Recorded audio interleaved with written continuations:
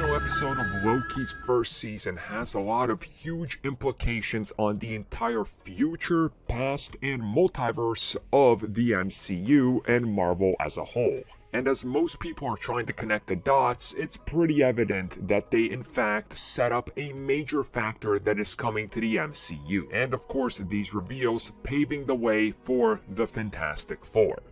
So as everybody I think knows by now, Kang the Conqueror is one of the most complex and convoluted characters in history of Marvel Comics. And that was in major part due to so many retcons, and then retcons on top of those retcons, and then multiversing retcons, and Kang just became a character that was so hard to keep track of because he could literally be revealed to be anybody throughout time, space, and history. Now when Marvel started to, for lack of better term, try to simplify Kang's existence and what exactly he means to the timeline, the future, the past, the present, and the multiverse, they decided that in the far-flung future, we would get a more streamlined version that explains every single Kang that exists. And Loki just happens to follow this model, explaining that in the 31st century, there was a man who became essentially a big factor in Kang's origin. In the comics, this character turns out to be Nathaniel Richards. If the name sounds familiar, yes, as in Richards, as in a descendant of the Richards family, aka Mr. Fantastic and Sue Storm. And Kang also goes by many names. Immortus, Ram Tut, those happen to be some of the more well-known ones.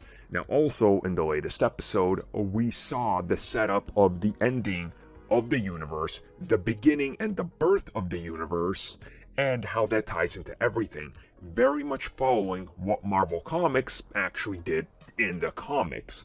So again, they are seeming to now lean more into the insane, obscure, and the unique that ties everything together.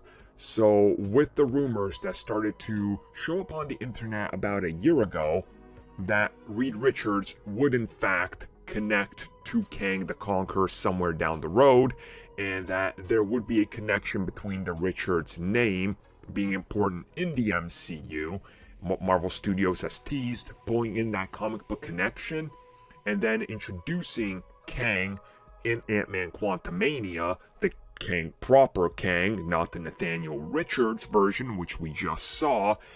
I mean, there's definitely setup here that is happening, and I think most people that predicted, yeah, Kang is probably behind everything, were technically right.